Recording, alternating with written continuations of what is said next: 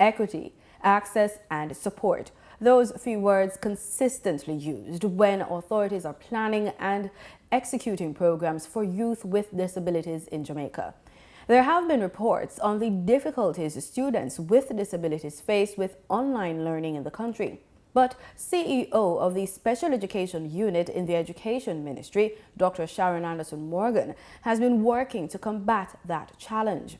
She explained her team's work at a recent Youth with Disabilities forum.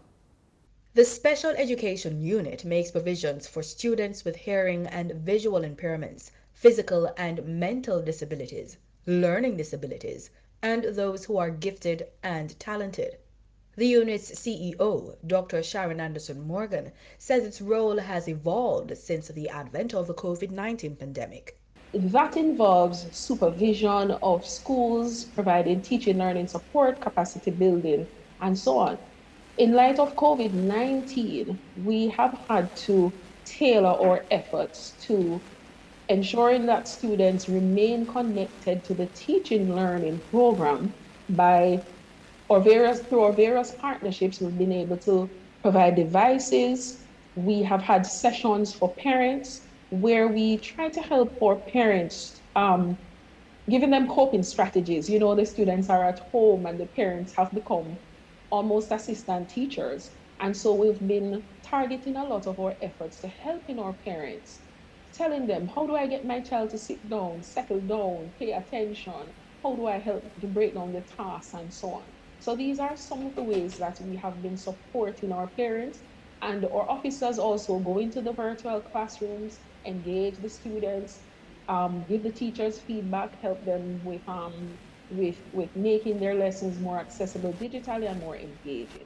Head of the Jamaica Council of Persons with Disabilities, Dr. Christine Hendricks, says a key place to start with support is knowing the definition of disability. The Disabilities Act says that it is a person who has a long-term impairment that is either physical, intellectual, mental, or sensory.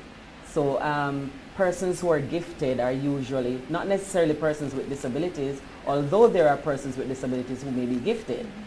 So the ministry deals with children who have disabilities and who do not have disabilities who may be gifted as well.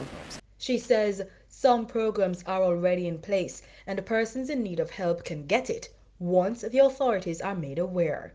They needed devices with data, and so we had to partner with our Digicel Foundation at the time to ensure that our students got the data and got the devices that they required to enable them to be online for school, and also to enable them to have access to other programs that could benefit them as young people. We also facilitated grants for our young people and adults too, but since we're dealing with young people, the Ministry of Finance provided grants of $10,000 each to persons with disabilities who could have that to, help them to cushion the shocks that the pandemic brought. Dr. Hendricks says social programs continue to give aid to individuals seeking grants to start businesses and keep the business afloat. Of course, it's their parents on their behalf, because for the children up to 18, it's the parents on their behalf, and after 18, then they can apply for themselves. Dr. Hendricks says job security continues to be a challenge for persons with disabilities. We do have persons with disabilities who have gone to varying levels of education. They have qualified themselves and they have challenged finding jobs.